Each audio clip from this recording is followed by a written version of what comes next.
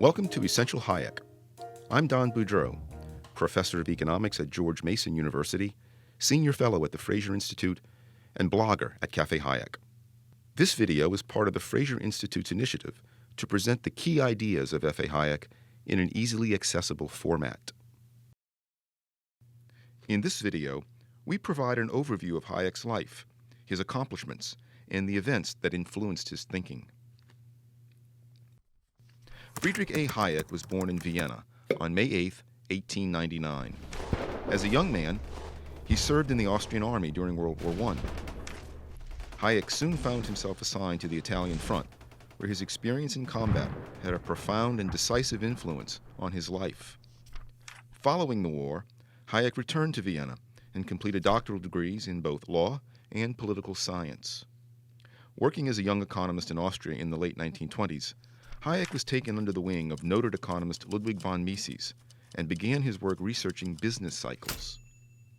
Business cycles, or what were then called trade cycles, are known today as booms and recessions.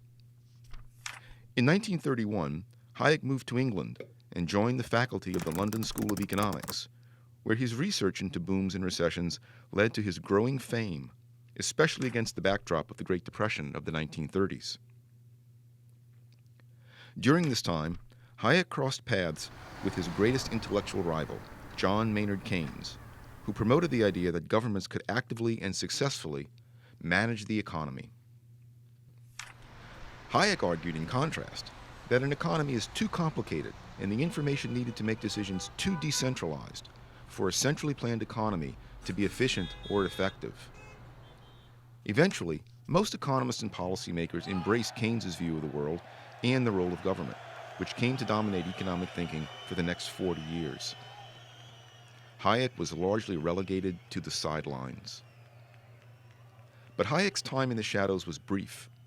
In 1944, he published the classic volume, The Road to Serfdom, which became a bestseller. In 1950, Hayek moved to the University of Chicago, where he published his second major work, The Constitution of Liberty. Subsequent years would see the publication of two more big think books, the three-volume Law, Legislation, and Liberty, and, in 1988, The Fatal Conceit. In 1974, Hayek was awarded the Nobel Prize in Economics, finally earning the professional acclaim that he had lost with his refusal to jump onto the Keynesian bandwagon. In 1991, the collapse of the Soviet Union provided further vindication for Hayek's notion that central planning by government simply does not, indeed cannot, work. Readers interested in exploring Hayek's theories in greater depth are encouraged to read his works directly. I recommend starting with The Road to Serfdom, and economics students might wish to start with Hayek's influential 1945 essay, The Use of Knowledge in Society. To learn more and to download Essential Hayek for free, visit www.essentialhayek.org.